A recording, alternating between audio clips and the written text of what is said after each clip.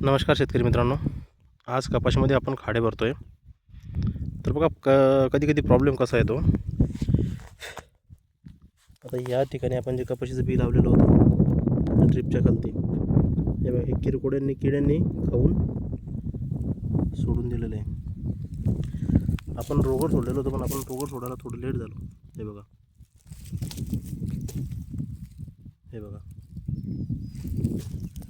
तर कापूस लागवड करताना एक गोष्ट लक्षात ठेवायची मित्रांनो, की आपण लागवड झाल्यानंतर लगेच त्याला रोगर खालून ठिबकमधून सोडायचं.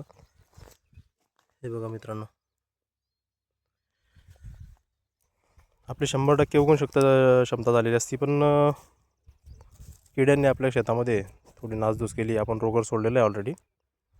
आता आपण ही जी मर लावतोय, मर लावल्यानंतर आपण परत त्याला रोगर सोडू, जेणेकरून आता या पुढच्या वेळेस एवढं नुकसान होणार नाही आपलं.